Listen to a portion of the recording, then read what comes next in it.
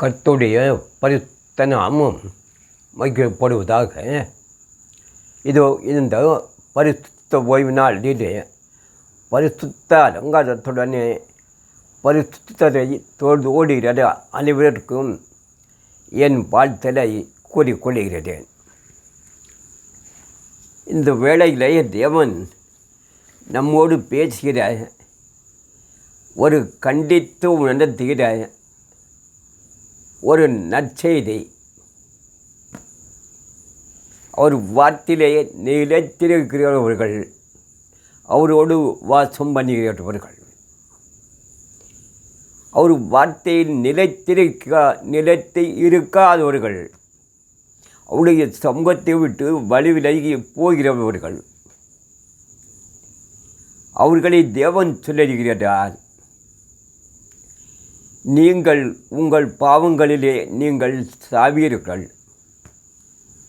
என் வார்த்தையிலே நிலைத்திருக்கிறவர்கள் ஜீவனை சுதந்திரத்துக் கொள்வீர்கள், அதிலே நிலைத்து இருக்காதவர்கள் உங்கள் பாவங்களிலே நீங்கள் சாவீர்கள். நீங்கள் என்னை தேடி துதித்து ஆராதித்தாலும் என்னுடைய கட்டளை கற்பனைக்கு உங்களை ஒப்பு கொடுக்கவில்லை என்றால், என் வார்த்தையிலே நீங்கள் நிலைத்து இருக்கவில்லை என்றால், நீங்கள் உங்கள் அக்கிரமங்களிலும் உங்கள் பொல்லாப்புகளிலும் உங்கள் துன்மார்க்க வழிகளிலும் நீங்கள் நிலைத்து இருந்தால், உங்கள் பாவங்களிலே நீங்கள் என்னை தேடியும் நீங்கள் சாவீர்கள். எச்சரிக்கிறார்கள்.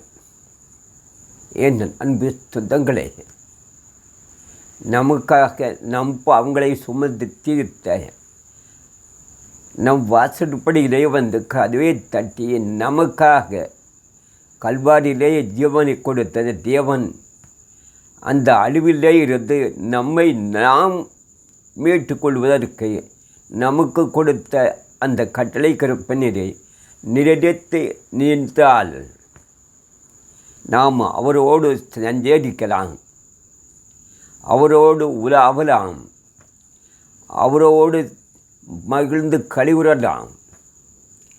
அதை விட்டு அவருடைய சமூகத்தை விட்டு சிறிது விலகினால் அவர் நம்மை விட்டு விலகி விடுவார். ஒரு 10 லிட்டர் பாலில் ஒரு துளியும் மண்ணெண்ணெய் அதிலே சேர்த்து விட்டால் அந்த 10 லிட்டர் பாலும் நாம் ஆகாரமாக கொள்வதற்கு பிரயோஜனம் மட்டும் போய்விடும், அதை நாம் பருக முடியாது.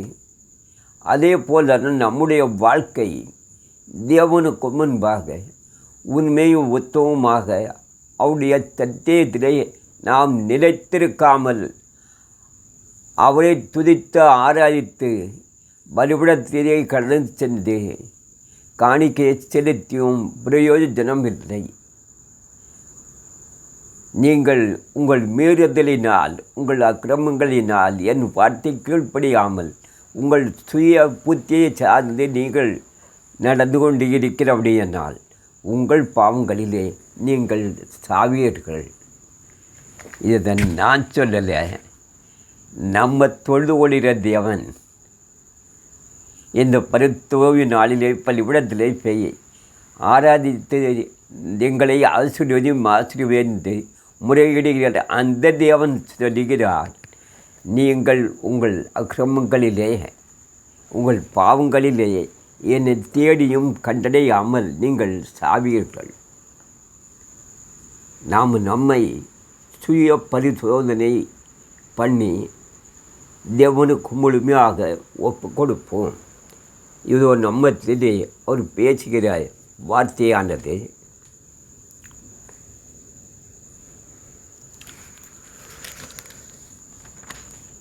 யோவானுக்கு எழுதின 8வது அதிகாரம்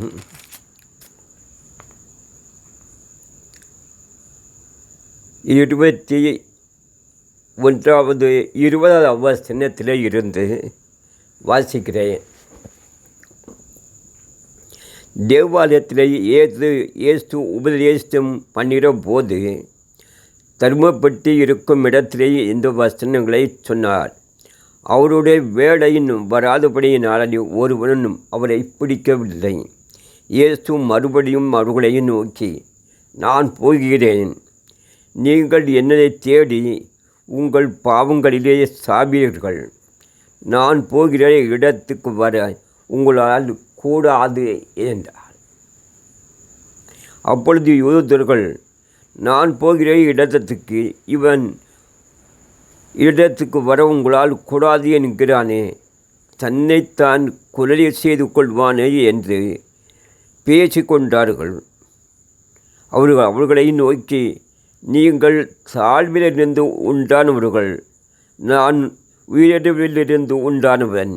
நீங்கள் இந்த உலகத்திலிருந்து உண்டானவர்கள், நான் இந்த உலகத்திலிருந்து உண்டானவன் அல்ல. ஆகையால் நீங்கள் உங்கள் பாவங்களில் சாவீர்கள் என்று உங்களுக்கு சொன்னேன். நானே அவரே என்று நீங்கள் விசுவாசியாவிட்டால் உங்கள் பாவங்களிலே சாவீர்கள். ஆமென். எல்லாம் நாம் செய்கிறோம், பலிபீடம் ஆராதிக்க செல்ல வேண்டும் என்று பரிசுத்த ஓய்வு நாளிலே தெருவிலும் சந்திகளிலும் வெளிகளிலும் இருக்கிறவர்களை நாம் இதோ ஆலயம் மணியடித்து விட்டது, ஆலயத்துக்கு போவோம் என்று நம்மை துரிதப்படுத்துகிறோம். பலிபீடத்தில் போய் துதித்து ஆராதிக்கிறோம். ஆனால் நாம் ஆராதிக்கிற தேவன் யார்? அவருக்கு முன்பாக நம்மை எப்படி ஒப்பு கொடுக்க வேண்டும் என்று அறியாமல் புறஜாதி ஜனங்கள் தேவனுக்கு கீழ்ப்படியாமல் கல்லையும் மரத்தின் தெய்வம் என்று அதற்கு முன்பாக போய் ஒரு சம்பிரதாய வழிபாடுகளை பண்ணி கொண்டிருக்கிறார்கள். அதே போன்று தான் நாமும் ஆராதிக்க செல்லுகிறோம், காணிக்கையை செலுத்துகிறோம், பாடுகிறோம், துதிக்கிறோம். ஆனால் நாம் யாரை தொழுது கொள்கிறோம்? யாருக்கு முன்பால் போய் நிற்கிறோம்? புறஜாதி ஜனங்கள் கல்லையும் மரத்தையும் அதற்கு முன்பால் போய் நிற்கிறார்கள். அது பேசாது, கண்டித்து உணர்த்தாது, சத்தியம் என்றது நமக்கு நன்மை என்றது அறிவிக்காத அதற்கு முன்பாக போய் நிற்கிறார்கள்.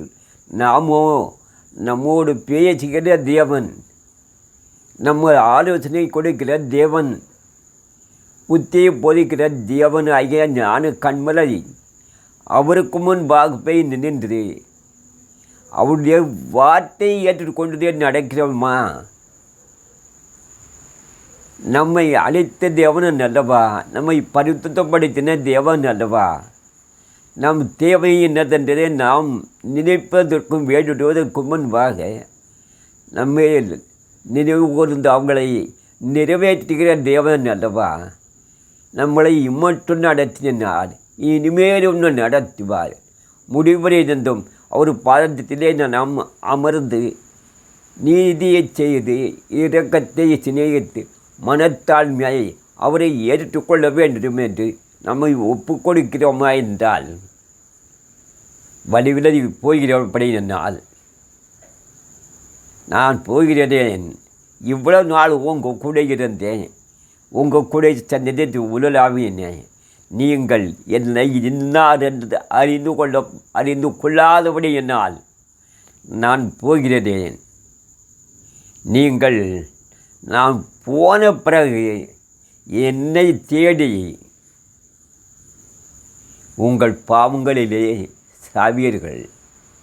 நான் உங்கள் கூடவே இருக்கும்போதே நீங்கள் என்னை ஏற்றுக்கொள்ளலையே, உங்கள் கூட சஞ்சரித்து ஊழாவே என் கூடவே என்ன நடந்தீங்க, என்னை ஏற்றுக்கொள்ளவில்லையே. இனிமேல் நான் போன பிறகு என்ன எப்படி நீங்கள் தேடுவீங்க? நீங்கள் இப்படி என் கூட சந்தித்து உலாவீங்க. அதுதான் சொல்லுதார், நீங்கள் என்னை தேடியும் உங்கள் பாவங்களிலே நீங்கள் சாவீர்கள். ஏன் தேடி உங்கள் பாவங்களிலே சாவீர்களே என்றார். கூடவே இருக்கும்போதே விசுவாசி ஏற்றுக்கொள்ளவில்லை. கூடவே சஞ்சரிக்கும் போது நாம் அவரை விசுவாசி ஏற்றுக்கொள்ளவில்லை. நாம் சாப்பிட்றது அவர் சாப்பிட்டாரு, நம்ம கூடவே வந்தார். அவர் நம்ம பிரயாணம் பண்ண அதே படங்களை அவரும் பிரயாணம் பண்ணார். இதெல்லாம் அற்புத அடையாளங்களை கண்டும் அவரை விசுவாசிக்காமல், அவரை ஏற்றுக்கொள்ளாமல், ஒரு வார்த்தைக்கு முன்பாக நம்மை முழுமையாக ஒப்பு கொடுக்காமல் நிர்விசாரமான வாழ்க்கை வாழ்ந்தோம். இப்பொழுது ஏற்ற வேளையிலே அவர் நம்மை விட்டு பிதாவினிடத்திலே போய்விட்டார். இன்னி நாம் அவரை கண்டடைய வேண்டுமானால் நம் பாவங்களை அக்கிரமங்களை பிதாவினிடத்திலே முறையிட்டு எங்களை மன்னித்து ஏற்றுக்கொள்ளும் தெய்வமே இருந்தது. எப்பொழுது மனம் திரும்புகிறோமோ, அவரை தேவன் என்று ஏற்றுக்கொள்கிறோமோ, அப்பொழுதே நமக்கு விடுதலை.